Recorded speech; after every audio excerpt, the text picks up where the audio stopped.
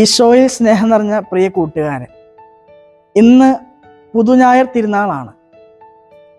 ഈശോയുടെ കുരിശുമരണത്തോടുകൂടി എല്ലാം അവസാനിച്ചു എന്ന് കരുതിയ ശിഷ്യഗണത്തിന് ഒരു പുതിയ പ്രകാശം, പുതിയ പ്രത്യാശ നൽകിയ സുദിനമാണ് പുതുഞായർ തിരുനാൾ.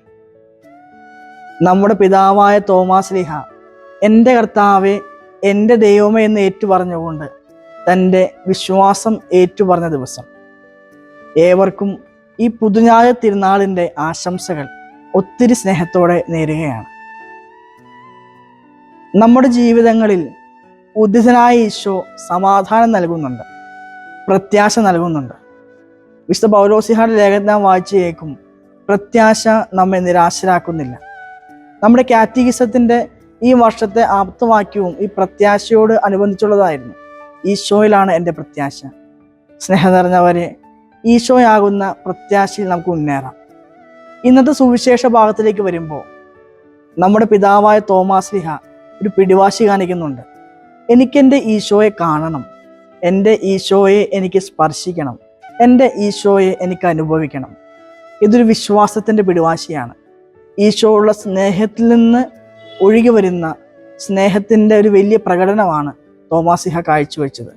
നമ്മുടെ ജീവിതങ്ങളിലും ഈശോയെ അനുഭവിക്കാൻ നമുക്ക് സാധിക്കണം. ഇന്നത്തെ തിരുവചന ഭാഗത്ത് ഈശോ 2 കാര്യങ്ങളാണ് നമ്മളുമായി പങ്കുവയ്ക്കുന്നത്. ഒന്നാമതായി, സമാധാനം നിങ്ങളോടുകൂടെ.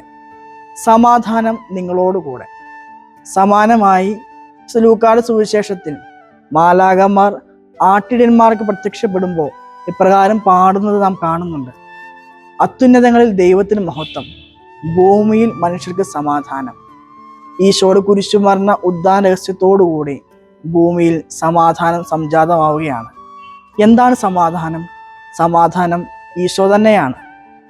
വിശുദ്ധ കുർബാന മധ്യേ സുവിശേഷം ഉയർത്തിക്കൊണ്ട് വൈദികം പറയും, സമാധാനം നിങ്ങളോടുകൂടെ. ഈ സുവിശേഷം ആരാണ്? അത് ഈശോ തന്നെയല്ലേ? ആ ഈശോയാകുന്ന സമാധാനത്തെ നമ്മോട് ആശംസിക്കുമ്പോൾ ഈശോ നമ്മോട് കൂടെയുണ്ട് എന്നുള്ള ബോധ്യം നമുക്ക് വളർത്തിയെടുക്കാൻ സാധിക്കട്ടെ. രണ്ടാമതായി, നമ്മുടെ ജീവിതങ്ങളിൽ ഈശോ നമുക്ക് പങ്കുവച്ചിരിക്കുന്ന രണ്ടാമത്തെ സന്ദേശം ഇതാണ്: ഈശോയുടെ തിരുമുറിവ്.